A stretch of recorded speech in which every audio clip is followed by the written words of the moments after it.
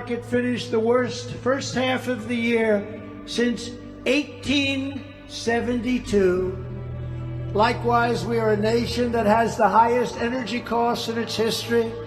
We are no longer energy independent or energy dominant as we were just 2 short years ago. We are a nation that is begging Venezuela, Saudi Arabia, and many others for oil. Please, please, please help us, Joe Biden says. Yet we have more liquid gold right under our feet than any other country. We are a nation that is consumed by the radical left's Green New Deal, yet everyone knows that the Green New Deal will lead to our destruction.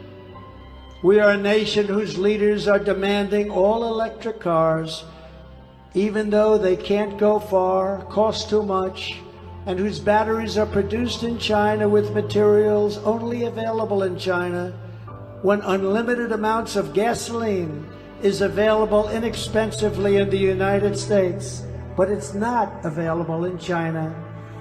We are a nation that ended oil exploration and production in the United States, just as the price of oil reached an all-time high. We are a nation that surrendered in Afghanistan, leaving behind dead soldiers, American citizens, and $85 billion worth of the finest military equipment. The US left behind stacks of military equipment from aircraft to guns, adding to the haul of weaponry the Taliban had been gathering in recent months, taken from the Afghan army as it retreated. In the world, we are a nation that allowed Russia to devastate a country, Ukraine, killing hundreds of thousands of people, and it will only get worse. It would never have happened with me as your commander-in-chief, and for 4 long years, it didn't happen. And China, with Taiwan, is next.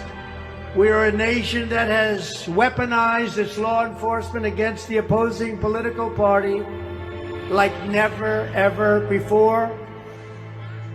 We've got a Federal Bureau of Investigation that won't allow bad election-changing facts to be presented to the public, where Hunter Biden's laptop was Russian disinformation when they knew it wasn't, and a Department of Justice that refuses to investigate egregious acts of voting irregularities and fraud, and we have a president who is cognitively impaired and in no condition to lead our country, which may end up in World War III.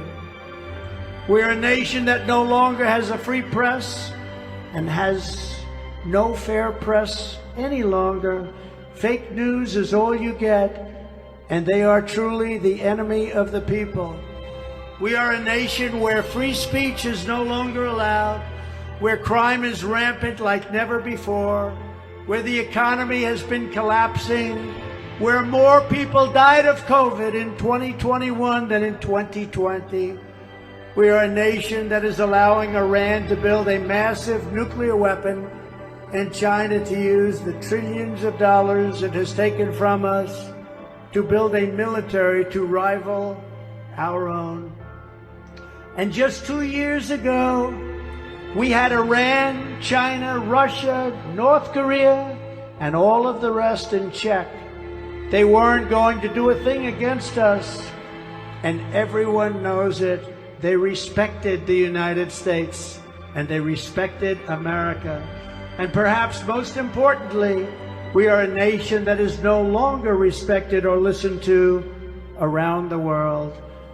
We are a nation that in many ways has become a joke, and we are a nation that is hostile to liberty, freedom, and faith.